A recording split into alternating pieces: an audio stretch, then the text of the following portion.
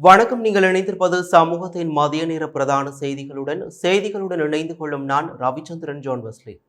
பிரதான செய்திகளுக்குள் செல்வதற்கு முன்னர் முதலில் தலைப்புச் செய்திகள்.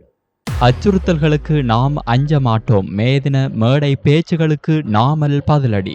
நாட்டை வந்தடைந்த எரிபொருள் கப்பல்கள் QR ஒதுக்கீட்டை அதிகரிக்க திட்டம். இலங்கையில் தடையற்ற மின்சார உற்பத்தி, நிலக்கரி இறக்கும் பணிகள் தீவிரம். எஸ்வெசும பயனாளிகளில் 77% வலுவூட்டல் திட்டத்தில் இணைப்பு.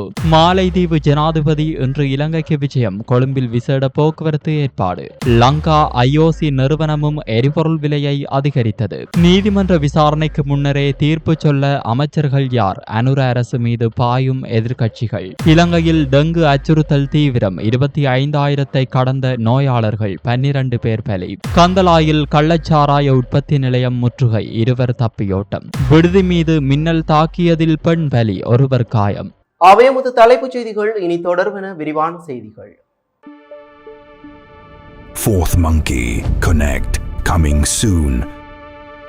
யாருடைய வழக்கை முதலில் விசாரிக்க வேண்டும் மற்றும் யாரை சிறைக்கு அனுப்ப வேண்டும் என்பதை தேசிய மக்கள் சக்தியின் பெலவத்த கட்சி அலுவலகமே தீர்மானிப்பதாக ஸ்ரீலங்கா பொதுஜன பெரமுனவின் நாடாளுமன்ற உறுப்பினர் நாமல் ராஜபக்ஷ தெரிவித்தார்.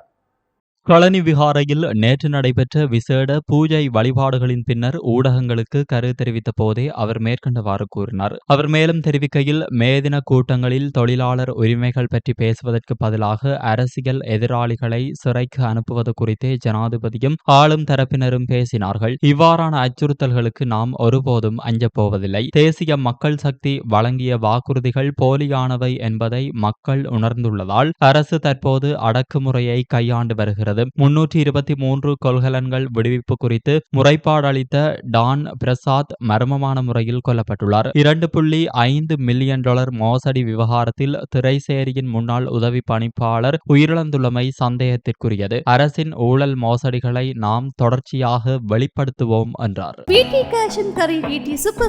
கல்யாணி அன்னபூரணி பிராண்டில் அன்றாட வாழ்க்கையின் அனைத்து பொருட்களையும் ஒரே இடத்தில் பெற்றுக்கொள்ள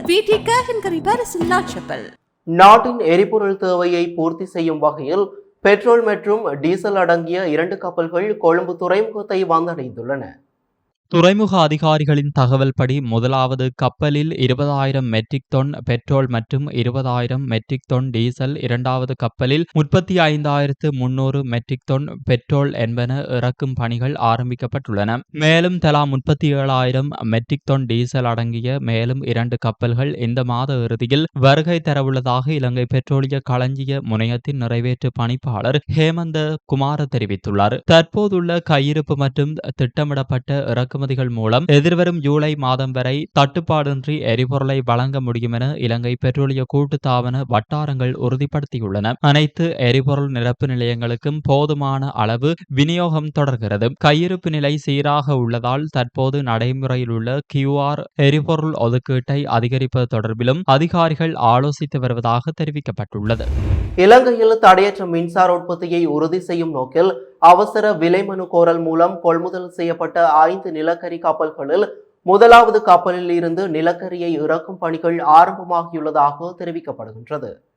தென்மேற்கு பருவக்காற்று காலத்தின் போது கடல் சீற்றமாக இருக்கும் என்பதால் அதற்கு முன்னதாகவே நிலக்கரி கையிருப்பை பூர்த்தி செய்ய அரசாங்கம் செயல்பட்டு வருகிறது. செப்டம்பர் மாதம் வரை நுரைச்சோலை நிலக்கரி மின் நிலையத்தின் செயல்பாடுகளை தடையின்றி முன்னெடுப்பதே இதன் முதன்மை நோக்கமாகும். முந்தைய கொள்முதலில் தரம் குறைந்த நிலக்கரி விநியோகிக்கப்பட்டதால் ஏற்பட்ட சிக்கல்களை தவிர்க்க தற்போதைய நிலக்கரியின் தரம் மற்றும் எரிசக்தி அளவு ஆகியவை உரிய ஆய்வுகளுக்கு பின்பே ஏற்றுக்கொள்ளப்பட்டுள்ளன. வலுசக்தி அமைச்சின் செயலாளர் GMRD அபவுன்ஸ் வழங்கிய தகவலின்படி 3 கப்பல்கள் ஏற்கனவே துறைமுகத்தை வந்தடைந்துள்ளன. ஒரு கப்பலில் உள்ள நிலக்கரியை முழுமையாக இறக்குவதற்கு சுமார் 5 நாட்கள் எடுக்கும் என்பதால் அனைத்து பணிகளும் முறையாக திட்டமிடப்பட்டுள்ளதாக தெரிவிக்கப்பட்டுள்ளது. அஸ்வஸ்ம பயனாளிகளில் சுமார் 77% வலுவூட்டல் திட்டத்தில் இணைக்கப்பட்டுள்ளதாக சமுர்த்தி அபிவிருத்தி திணைக்களம் தெரிவித்துள்ளது. இத்திட்டம் 2023ஆம் ஆண்டு முதல் உலக வங்கி மற்றும் ஆசிய அபிவிருத்தி வங்கி ஆகியவற்றின் ஒத்துழைப்புடன் முன்னோடி திட்டமாக நடைமுறைப்படுத்தப்பட்டு வருவதாக சமுர்த்தி அபிவிருத்தி திணைக்களத்தின் பணிப்பாளர் நாயகம் தம்மிக முத்துகல குறிப்பிட்டுள்ளார். உலக வங்கியின் கீழ் நடைமுறையில் உள்ள திட்டத்தின் மூலம் 10,975 பயனாளி குடும்பங்கள் தேர்ந்தெடுக்கப்பட்டுள்ளதுடன் அதில் சுமார் 40% இதுவரை திட்டத்தில் இணைக்கப்பட்டுள்ளதாகவும் தெரிவிக்கப்பட்டுள்ளது. மேலும் ஆசிய அபிவிருத்தி வங்கி 13 மாவட்டங்களை உள்ளடக்கிய வகையில் 10,300 குடும்பங்களுக்கு வலுவூட்டல் வழங்கும் முன்னோடி திட்டத்தை செயல்படுத்தி வருவதாக தெரிவிக்கப்பட்டுள்ளது. இந்த வலுவூட்டல் திட்டங்கள் எஸ்எஸ்எம் பயனாளிகளை சுயதொழில் மற்றும் நிலையான வருமான வாய்ப்புகளுக்கு திருப்பும் நோக்கில் முன்னெடுக்கப்படுகின்றன என்பது குறிப்பிடத்தக்கது. மாலைதீவு ஜனாதிபதி மொஹமட் முயிசு உத்தியோகபூர்வ விஜயம் ஒன்றை மேற்கொண்டு இன்று இலங்கைக்கு வருகை தரவுள்ளார். 2023ஆம் ஆண்டு ஜனாதிபதியாக பதவியேற்றதன் பின்னர் மொஹமட் முயூசு இலங்கைக்கு மேற்கொள்ளும் முதலாவது விஜயம் இதுவாகும். ஜனாதிபதி அனுரகுமார திசாநாயக்கவின் அழைப்பின் பேரில் வருகை தரும் மாலைதீவு ஜனாதிபதி எதிர்வரும் 6ஆம் தேதி வரை இலங்கையில் தங்கியிருப்பார். இந்த விஜயத்தின் போது இரு நாடுகளுக்கும் இடையிலான நீண்டகால நட்புறவு மற்றும் ஒத்துழைப்பை மேலும் வலுப்படுத்துவது குறித்து ஜனாதிபதி அனுரகுமார திசாநாயக்கவுடன் அவர் இருதரப்பு பேச்சுவார்த்தைகளை நடத்துவார் என வெளிவிவகார அமைச்சு தெரிவித்துள்ளது. இந்த நிலையில் ஜனாதிபதி மற்றும் அவரது தூதுக்குழுவினரின் பாதுகாப்பான மற்றும் தடையற்ற பயணத்திற்காக சிறப்பு போக்குவரத்து ஏற்பாடுகள் செய்யப்பட்டுள்ளன. இதன்படி இன்று ஜனாதிபதியின் வாகன தொடரணி கட்டுநாயக்க கொழும்பு அதிவேக நெடுஞ்சாலை ஊடாக கொழும்பை வந்தடையும். ஒருகொடவத்தை சந்தி, பேஸ்லைன் வீதி, பொருளை சந்தி, டிஎஸ் சேனநாயக்க சந்தி, ஹோர்டன் பிளேஸ், தாமரை தடாக சுற்றுவட்டம், ஆனந்த குமாரசுவாமி மாவத்தை, நூலக சந்தி, பிளவர் வீதி சந்தி, லிபர்டி சுற்றுவட்டம், சென்ட் மைக்கேல் வீதி, காலி வீதி, காலி முகத்திடல் சுற்றுவட்டம் மற்றும் யோர்க் வீதி ஆகிய பகுதிகளூடாக வாகன தொடரணி பயணிக்க உள்ளது. மாலைதீவு ஜனாதிபதி பயணம் செய்யும் வேளையில் அப்பகுதியில் போக்குவரத்து தற்காலிகமாக தடை செய்யப்பட்டு வாகனங்கள் மாற்று வழிகளுக்கு திருப்பிவிடப்படும். போக்குவரத்து நெரிசலை குறைக்கவும் பயண தாமதங்களை தவிர்க்கவும் வாகன ஓட்டிகள் மாற்று வழிகளை பயன்படுத்துமாறு போலீசார் கேட்டுக் கொண்டுள்ளனர். இலங்கை பெட்ரோலிய கூட்டுத்தாபனம் நேற்று நள்ளிரவு முதல் எரிபொருள் விலைகளை அதிகரித்ததை தொடர்ந்து லங்கா ஐஓசி நிறுவனமும் தனது விலைகளை அதிகரித்துள்ளது. இதன்படி லங்கா ஒட்டோ டீசல் மற்றும் 92 ரக பெட்ரோல் ஆகியவற்றின் விலைகள் மாற்றி அமைக்கப்பட்டுள்ளதோடு ஏனைய எரிபொருட்களின் விலைகளில் மாற்றங்கள் ஏதுமில்லை என அந்நிறுவனம் குறிப்பிட்டுள்ளது. இதற்கமைய லங்கா ஒட்டோ டீசல் 1 லிட்டரின் விலை 392 ரூபாய் வரை அதிகரிக்கப்பட்டுள்ளதுடன் 92 ரக பெட்ரோல் 1 லிட்டரின் விலை 410 ரூபாய் வரை அதிகரிக்கப்பட்டுள்ளது. அதேவேளை ஏனைய எரிபொருள் வகைகளின் விலைகளில் எந்தவித மாற்றத்தையும் செய்யாமல் இருக்க லங்கா ஐஓசி நிறுவனம் நடவடிக்கை எடுத்துள்ளது. இந்த ஆண்டின் வெசாக் பௌர்ணமி தினம் மே மாதம் 30ஆம் தேதி தீர்மானிக்கப்பட்டுள்ளமை தொடர்பில் பௌத்த விவகார திணைக்களம் தெளிவுபடுத்தியுள்ளது.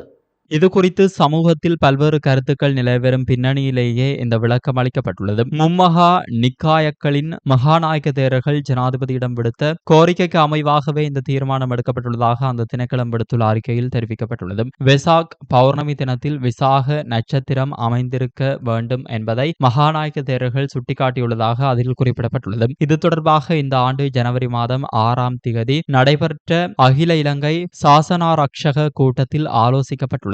அதன்படி மே மாதம் 30ஆம் தேதியை வெசாக் பௌர்ணமி தினமாக கருத வேண்டும் என்றும் மே 27ஆம் தேதி முதல் ஜூன் மாதம் 2ஆம் தேதி வரையிலான காலப்பகுதியை வெசாக் வாரமாக அறிவிக்க வேண்டும் என்றும் முன்மொழியப்பட்டதாக பௌத்த விவகார திணைக்களம் மேலும் வலியுறுத்தியுள்ளது.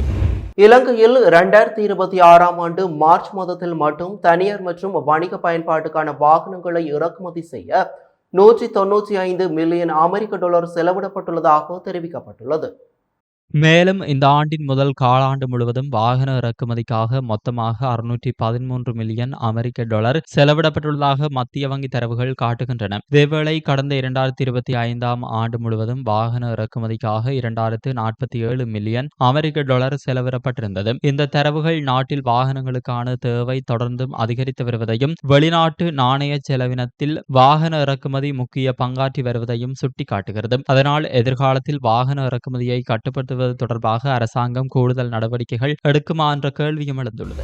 முன்னாள் அமைச்சர்கள் மற்றும் அரசியல் பிரமுகர்களுக்கு எதிரான நீதிமன்ற வழக்குகள் குறித்து அமைச்சர் பிமல் ரத்நாயக்க வெளியிட்ட கருத்துக்கள் நீதித்துறையின் சுயாதீனத்தில் அரசு மேற்கொள்ளும் நேரடி தலையீடு என்று ஐக்கிய மக்கள் சக்தியின் தேசிய அமைப்பாளர் திஸ்ஸ அத்தநாயக்க தெரிவித்தார். வவுனியாவில் நடைபெற்ற மேதின கூட்டத்தில் உரையாற்றிய அமைச்சர் பிமல் ரத்நாயக்க, விமல் வீரவன்ச, நாமல் ராஜபக்ஷ, சசீந்திர ராஜபக்ஷ, கெஹலிய ரம்புக்வெல, மேர்வின் சில்வா, பிரியங்கர ஜெயரத்ன மற்றும் ரவி கருணாநாயக்க உள்ளிட்டோரின் வழக்கு விசாரணைகள் வரும் மே, ஜூன் மற்றும் ஜூலை மாதங்களில் நடைபெற உள்ளன என்று குறிப்பிட்டிருந்தார். இவை வரும் வழக்கு தினங்கள் மட்டுமல்ல, அவர்களின் களத்தில் உள்ள கயிறு இறுக்கமடையும் நாட்கள் என்பது அவர்களுக்கு தெரியும் என்றும் அவர் தெரிவித்திருந்தார். ஒரு அமைச்சராக இருந்து கொண்டு வழக்கின் தீர்ப்பை முன்கூட்டியே தீர்மானிக்கும் அதிகாரம் பிமல் ரத்நாயக்கவுக்கு கிடைக்காது என்று திசா அத்தநாயக்க தெரிவித்துள்ளார். வழக்கு விசாரணைகள் நிலுவையில் உள்ள போது சந்தேக நபர்கள் மீது குற்றம் சுமத்தி தீர்ப்பை வழங்க ஜனாதிபதிக்கோ அல்லது அரசுக்கோ அதிகாரமில்லை. நீதிமன்றத்தால் மாத்திரமே தீர்ப்பை வழங்க முடியும் எனும் நிலையில் முன்கூட்டியே இவ்வாறான கருத்துக்களை வெளியிடுவது நீதிமன்ற செயல்பாடுகளில் அரசு மேற்கொள்ளும் நேரடி தலையீடாகவே பார்க்க வேண்டியுள்ளது. ஏதேனும் தவறுகள் இடம்பெற்றிருந்தால் அது குறித்து சட்டத்தை நடைமுறைப்படுத்தும் துறையினருக்கு அறிவித்துவிட்டு எடுக்கப்படும் நடவடிக்கைகளுக்காக காத்திருப்பதே அமைச்சர்களின் பொறுப்பு என்றார். இந்த நிலையில் நீதிமன்றங்கள் தீர்ப்பளிப்பதற்கு முன்னரே அமைச்சர்கள் தீர்ப்புகளை கோருவது நீதிமன்ற அவமதிப்பாகும் என்றும் இலங்கைக்கான ஜனாதிபதி உட்பட அமைச்சர்கள் அனைவரும் நீதிபதிகள் முன்னிலையில் மன்னிப்பு கோர வேண்டும் என்றும் தேசிய சுதந்திர முன்னணியின் தலைவரும் முன்னாள் அமைச்சருமான விமல் வீரவன்ச தெரிவித்துள்ளார். கொழும்பில் நேற்று நடைபெற்ற ஊடகவியலாளர் சந்திப்பின் போது அவர் மேற்கண்டவாறு குறிப்பிட்டார். இறைசேரியால் செலுத்தப்பட்ட 2.5 மில்லியன் டாலர் மோசடி செய்யப்பட்ட விவகாரத்தில் பணி நீக்கப்பட்ட மேலதிக பணிப்பாளர் உயிரிழந்துள்ளமை தற்கொலை என குறிப்பிடப்படுகிறது. அரசின் தவறான தீர்மானங்களினால் அரசு உத்தியோகத்தர்களே பலியாகின்றார்கள். 2.5 மில்லியன் டாலர் மோசடி செய்யப்பட்ட விவகாரத்தில் மத்திய வங்கியின் ஆளுநர் நந்தலால் வீரசிங்கவையும் விசாரிக்க வேண்டும். அவருக்கு மாத்திரம் ஏன் சிறப்பு சலுகை வழங்கப்படுகிறது? எனவே இந்த 2.5 மில்லியன் டாலர் மோசடி விவகாரத்தில் மத்திய வங்கியின் ஆளுநரையும் விசாரிக்க வேண்டும். அமைச்சர் பிமல் ரத்நாயக்க தன்னை சிறைக்கு அனுப்புவதாக கூறுகின்றார். நீதிமன்ற விசாரணைக்கு முன்னரே இவ்வாறு தீர்ப்பு கூறுவதற்கு அவர் ஒன்றும் நீதிபதி அல்ல. நீதிமன்றங்களை அவமதிக்கும் வகையில் செயல்படும் அரச தரப்பினர் நீதித்துறைக்கு முன்னால் மண்டியிட்டு மன்னிப்பு கேட்க வேண்டும் என்றார். யாழ்ப்பாணத்தில் அதிஉயர்ந்த மற்றும் நவீன வசதிகளுடனான டில்கோ ப்ளூ ஓஷன் நிறுவனத்தின் மூலம் வழங்கும் யாழ் ராயல் பேலஸ். இலங்கையில் டெங்கு நோயாளர்களின் எண்ணிக்கை சடுதியாக அதிகரித்து வருவதாக தேசிய டெங்கு கட்டுப்பாட்டு பிரிவு எச்சரிக்கை விடுத்துள்ளது. 2026 ஆண்டில் இதுவரையான காலப்பகுதியில் மட்டும் 25,082 டெங்கு நோயாளர்கள் பதிவாகியுள்ளனர். டெங்கு நோய் தாக்கத்தின் காரணமாக இதுவரை 12 பேர் உயிரிழந்துள்ளனர். கொழும்பு, கம்பஹா, மாத்தறை, காலி, இரத்தினபுரி, களுத்துறை ஆகிய மாவட்டங்கள் மற்றும் கொழும்பு மாநகர சபை பகுதிகளில் அதிகளவிலான நோயாளர்கள் அடையாளம் காணப்பட்டுள்ளனர். 2 நாட்களுக்கு மேல் காய்ச்சல் நீடிக்குமாயின் தாமதிக்காது உடனடியாக தகுதியான மருத்துவரை அணுகி சிகிச்சை பெற்றுக்கொள்ளுமாறு பொதுமக்களுக்கு அறிவுறுத்தப்பட்டுள்ளது. திருகோணமலை தம்பலகாமம் போலீஸ் பிரிவிற்குட்பட்ட பரவி பாஞ்சான் குளத்திற்கு ஆன்மீக காட்டுப்பகுதியில் சட்டவிரோதமாக இயங்கி வந்த கள்ளச்சாராய உற்பத்தி நிலையம் ஒன்றை கந்தலாய் போதைப்பொருள் தடுப்பு பிரிவினர் நேற்று மாலை முற்றுகையிட்டுள்ளனர். கந்தலாய் தலைமையக போலீஸ் அதிகாரி லக்மல் விஜயவர்தனவின் தலைமையில் இந்த சுற்றிவளைப்பு நடவடிக்கை மேற்கொள்ளப்பட்டது. இதன்போது கள்ளச்சாராயம் தயாரிப்பதற்காக தயார் நிலையில் வைக்கப்பட்டிருந்த 3 பீப்பாய்களில் இருந்த சுமார் 5,40,000 மில்லி லிட்டர் கோடா போலீசாரினால் கைப்பற்றப்பட்டுள்ளது. மேலும் மேற்கொள்ளப்பட்ட தேடுதலின் போது பரவி பாஞ்சான் குளத்தில் நீரின் அடியில் மறைத்து வைக்கப்பட்டிருந்த சுமார் 5 லட்சம் ரூபாய் பெறுமதியிலான 47 மரக்குற்றிகள் மற்றும் மரக்கம்புகளும் கைப்பற்றப்பட்டுள்ளன. சம்பவ இடத்தில் இருந்த சந்தேக நபர்கள் போலீசாரை கண்டதும் தப்பிச் சென்றதாக தெரிவிக்கப்படுகிறது. தப்பிச் சென்ற 2 சந்தேக நபர்களை கைது செய்வதற்கான மேலதிக விசாரணைகளை கந்தலாய் போலீசார் தீவிரமாக மேற்கொண்டு வருகின்றனர். கைப்பற்றப்பட்ட பொருட்களின் மொத்த மதிப்பு சுமார் 5 லட்சம் ரூபாய் என போலீசார் மதிப்பிட்டுள்ளனர். மோசமான காலநிலை காரணமாக ஹபராதுவ போலீஸ் பிரிவிற்குட்பட்ட கொக்வத்த பகுதியில் மின்னல் தாக்கியதில் பெண்ணொருவர் உயிரிழந்துள்ளார். இந்த சம்பவத்தில் கொக்வத்த ஹபராதுவ பகுதியை சேர்ந்த 26 வயதுடைய இளம் பெண்ணே இவ்வாறு உயிரிழந்துள்ளார். மின்னல் தாக்கத்திற்குள்ளான 2 பெண்களும் அப்பகுதியில் உள்ள ஆடை தொழிற்சாலை ஒன்றில் பணிபுரிபவர்கள் என அடையாளம் காணப்பட்டுள்ளனர். அவர்கள் தங்கியிருந்த விடுதி மீது மின்னல் தாக்கியதில் இந்த விபத்து நேர்ந்துள்ளதாக முதற்கட்ட விசாரணைகளில் தெரியவந்துள்ளது. பாதிக்கப்பட்ட இருவரும் உடனடியாக மீபே வைத்தியசாலையில் சேர்க்கப்பட்டனர். எனினும் அங்கு சிகிச்சை பலனின்றி ஒரு பெண் உயிரிழந்துள்ளார். காயமடைந்த மற்ற பெண் மேலதிக சிகிச்சைக்காக கராப்பட்டிய போதனா வைத்தியசாலைக்கு மாற்றப்பட்டுள்ளார். இந்த சம்பவம் தொடர்பில் ஹபராதுவ போலீசார் மேலதிக விசாரணைகளை முன்னெடுத்து வருகின்றமை குறிப்பிடத்தக்கது. இத்துடன் சமூகத்தின் மதிய நேர பிரதான செய்திகள் நிறைவு பெறுகின்றன. தொடர்ந்தும் சமூகத்தின் செய்திகளுடன் இணைந்திருங்கள். நன்றி, வணக்கம். எமது RIP பேச்சுக்கு கிடைத்த மரண அறிவித்தல்கள். யாழ்ப்பாணம் நைனாதீவு 5ஆம் வட்டாரத்தை பிறப்பிடமாகவும் வதிவிடமாகவும் கொண்டிருந்த திருமதி சுப்பிரமணியம் நீலாம்பிகை அவர்கள் 2/5/2026 சனிக்கிழமை அன்று நைனாதீவில் காலமானார். யாழ்ப்பாணம் ஆவரங்கால் வன்னியசிங்கம் வீதியை புறப்படமாகவும் வதிவிடமாகவும் கொண்டிருந்த திருமதி யோகராசா இந்திராணி அவர்கள் 2/5/2026 சனிக்கிழமை அன்று காலமானார். யாழ்ப்பாணம் பொற்பதி குடத்தனையை புறப்படமாகவும் வதிவிடமாகவும் கொண்டிருந்த திருமதி செல்லக்கண்டு குஞ்சிப்பிள்ளை அவர்கள் 30/4/2026 வியாழக்கிழமை அன்று காலமானார். யாழ்ப்பாணம் சரவணை மேற்கை புறப்படமாகவும் பிரான்சை வதிவிடமாகவும் கொண்டிருந்த திருமதி சிங்கராயர் அன்னம்மா ராசாத்தி அவர்கள் 2/5/2026 சனிக்கிழமை அன்று காலமானார். மேலே அறிவிக்கப்பட்ட அனைத்து மரண அறிவித்தல் இறுதிக்கிரியை பற்றிய தகவல்களை அறிந்து கொள்ள ரிப் பேஜை பார்வையிடுங்கள். இதற்கான லிங்க் கீழிருக்கும் டிஸ்கிரிப்ஷனில் பார்வையிடலாம். இது போன்ற செய்திகளை தெரிந்து கொள்ள சமூகம் நியூஸ் சேனலை சப்ஸ்கிரைப் செய்து அருகில் உள்ள பெல் பட்டனை கிளிக் செய்யுங்கள். மேலும் இது போன்ற செய்திகளை உடனுக்குடன் தெரிந்து கொள்ள சமூகமீடியா.com என்ற இணையதளத்தின் வாயிலாகவும் எங்களுடன் இணைந்திருங்கள்.